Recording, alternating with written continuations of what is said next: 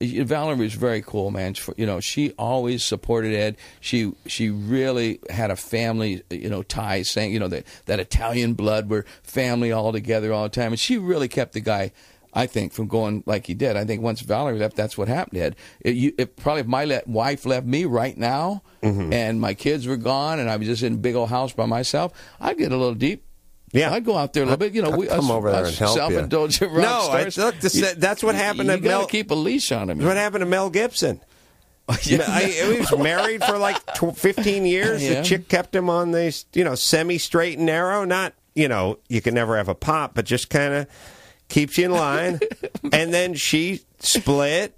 And then he starts dating, Russian mail-order brides, and the next thing you know, he's getting DUIs and yelling about Jews. Boy, yeah. Mail that. I love it. No, it's happened when the chick kind of is the warden. I don't want to call it. It's not prison. But I mean, it's hell.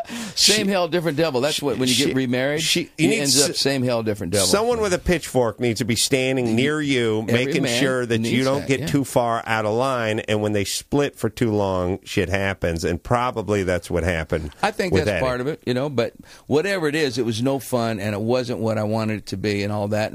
I mean, you talk about stuff. Mel Gibson, though. We're doing a new record right now, and I'm writing these lyrics called "They Lied."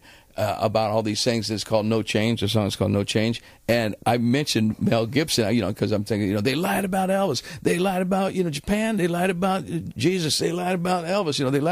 They lied about Mel Gibson. And I took it out because I'm thinking, nobody lied about the guy. He busted himself. Yeah. He came out clean with that. You know what I mean? So I couldn't use him, but I was trying to use all the people that have been in trouble or people that have been in the light. Yeah, except that for we don't know if they, we got recordings of that. Who knows what happened? You know what I mean? Cabo Wabo, by the way, the tequila brand that Sammy started some years ago. I'm going to go and just say 10 years ago. That's good. And was recently sold, right? Yeah. I sold it 3 years ago, 20% to Grupo Campari, and then I sold my 20% back this year. Did you just make millions of dollars? $100 million. Yes. I love that. Me too. First off, let me say this, too. God, okay, this is why you look so young. Because no one will talk about money in the public, whatever. Stuff, and everyone loves money. And here's the whole thing. You're a rock star, and you came up with a tequila, and you're supposed to be rich. Like I remember all the years I did radio, they'd go, I would complain, flying first class. I'd be complaining about flying first class, and then my program directors would always go, don't talk about flying first class. You got to seem like you're one of them. You know what I mean? You're going to piss off a guy's on his work to do a roof job because and I said, look, I'm on TV. I'm on the radio. I'm all over the place. I'm supposed to be rich. Yeah, that's the way it's supposed to work. They want you. I think the fans, they want to know I'm rich. They don't want me to be rich and flaunting and throw it in their face and kicking dirt on them for it. But, they want their heroes to be what they're supposed to be. And It ain't about being rich. It's about doing the right thing and being there when you put a show on for sale that you ain't stealing money out of their pocket. And when you walk out on that stage, you give them your ass. Well, you know what I mean? And that's all you got to do. And then they don't care if you're rich and you're doing a bad show and having real high ticket prices and you're just taking the money and running. Right. Well, they ain't going to like that. Nobody is. Well, the whole thing about you can remove money and just call it something reward units. Meaning you have an idea for a product. It could be tequila, or it could be mouthwash, or it could be floor cleaner. Or rum. It doesn't matter. And if you do a good job of marketing that, you do a good job and you work hard and all that, at some point you will then be rewarded with a lot of these reward units, a.k.a. money. And you should be sending that message to people. Yeah. The message shouldn't be, I busted my ass. And by the way, I saw you pimping this shit all over the place. I worked on that I did pimp it. There was a show called,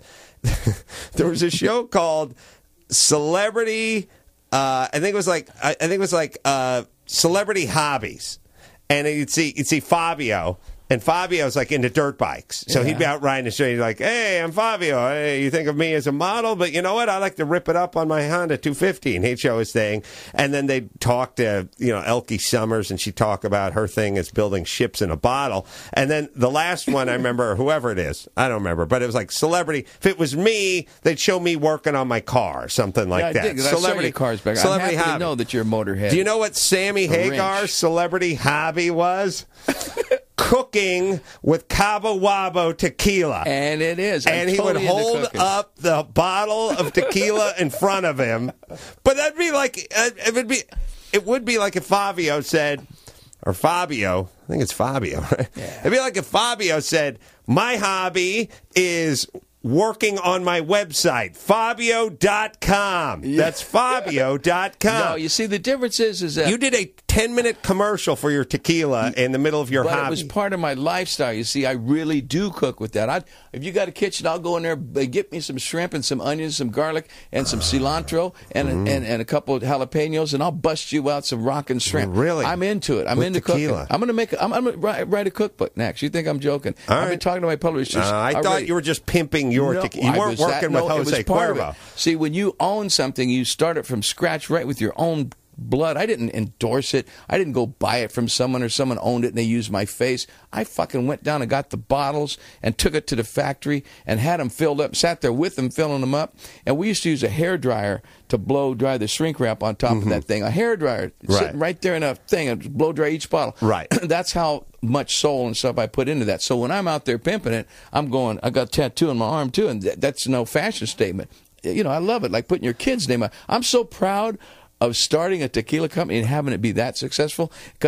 Besides singing, I'm still a great singer. I didn't lose my talent because of that. That made me better. Now I play for free. Now my hobby is music, like it should be. And the point instead of trying to make a living off of it. I'm just saying, I love the fact that you said I made $100 million from busting my ass. Not because my great uncle started a tequila company and gave it to me. Like my kids are going to say.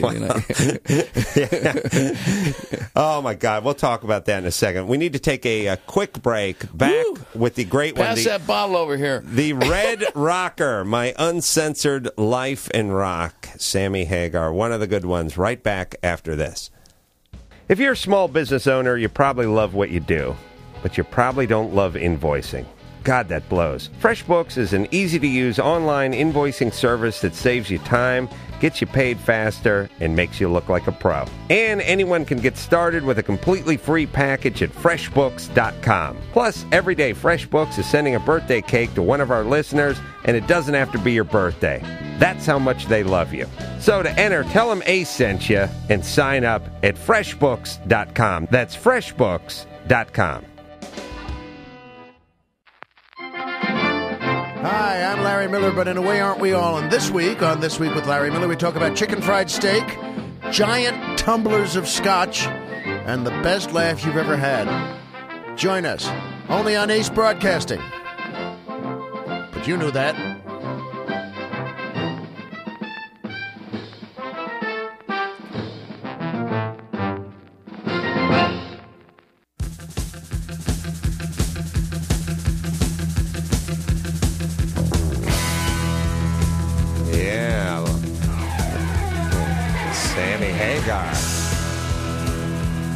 Signature. Yeah. Sammy Hagar in studio. The Red Rocker. Did you get that name because Red was the first big hit? Or wait, you probably had a hit with Montrose. It wasn't a hit. It wasn't. I used to hear it out here on KLOS. But in 77, it's after Montrose. I became the Red Rocker by some journalist. Called me the Red Rocker. When that song was out, I was wearing red. I'm still really into the color. I really dig the color. See, it's like the tequila. It's like I'm not promoting red. I can't make any money off red. I dig the shit. I dig red. I see it. I see 12 cars. I say, I like the red one. They're all the same, right? But I like the red one. So some journalist, he said, call me the Red Rocker in some newspaper article. And in 77, some kid hands me the article and says, will you sign it? And will you sign it to Red Rocker? I said, sure, sign it to Red Rocker. Start doing that for that tour. Next thing I know, I'm walking down the street a year or so later, some guy yells out the window. That's why I said it like that. I was on the East Coast. It's in Boston. So, to Red Rocker! You know, I'm going, whoa, I guess that's me. I swear, the fans totally took it. I never called myself that until 10 years ago. Well, let's go back. I don't think it's worth anything. That's the whole crazy thing. How can I capitalize on that? I've thought about it. I've come out with Red Rocker clothing. Look at these Red Rocker shoes right here. Sure. But, you know, it just, you know. It's a cool nickname. It's a cool nickname. Exactly. It works. So we go back. You're back in Fontucky, out here in Southern California. Fontana is 70 miles away from where I'm sitting right now. And there's not much going on there right now. And I don't know what was going on there in the 70s well, there's a or steel the 60s. mill that everybody wanted to work at. And then that closed down. Yeah, and then once that closed down, that town hit the skids. And Dad split. Well, my mom left my dad because he was violent. He'd get drunk and beat her up. Right. He never beat us kids, thank God, because my dad was an ex-fighter. He was a boxer, and the guy could hit harder than a mule. I saw him knock people out, just like his brothers and stuff. At Christmas dinner, everybody would be drinking, playing cards, and my dad would get pissed off, jump up, boom, KO his brother, man. It was weird that you go from that to, you know, Eddie and Alex Van Halen getting drunk and beating the shit out of each other. I mean, was there some weird memories? No, I think it weird? made me feel like it was a normal situation. You know, the way Ed and Al did. They lived a lot like my dad. I mean, not as bad. My dad really went all the way, but he came from a different era, and he wasn't rich. Right. If Ed wasn't rich, he'd be in trouble. I mean, you know, me too. Right. I mean, we all would be. But I'm, you know, having problems like my dad had and not being able to keep a job. Right. We were poor, man. And so my dad, he would get thrown in jail, and he hit the streets, man. He was an alcoholic. Yes, he was a bad alcoholic. He had the disease. The disease of, I drink all the time. I mean, I don't drink all day, but I mean, I drink at night, you know. And I don't wake up in the morning with the shakes. I don't wake up in the morning wanting to drink. I told my mother, who's always so worried about me when I started this tequila company, I said, Mom, if I ever wake up in the morning and I feel like I have to have a drink because I got the shakes to get rid of it, I'll never drink again. I promise you, my sister, my brother, everyone, I'll never drink again if I ever wake up the way. I've never woke up that way. Ed and Al, they had the disease. My dad had the disease. My brother has the disease, man. My brother, he starts drinking. He gets going too far. He passes out. He blacks out, and you know, and wakes up with the shakes and wants to drink again. I mean, I don't know what that is. I don't have that. Is your brother disease. sober now? Yeah. My brother, he goes back and forth. He doesn't have a real drinker. I mean, he's not one of those guys that gets drunk all the time. But when he goes on a little binge for a couple weeks, he'll come to Cabo with me, you know, and we'll start drinking. Next thing I know, he's waking up in the morning with the shakes. I see him in there like pouring himself a glass of wine for breakfast. I go, bro, whoa. And he goes, yeah, I know, man. I feel terrible, man. I feel bad. You know, like he needs it. Right. So, you know, his wife tells him, that's it, you know, you stop her.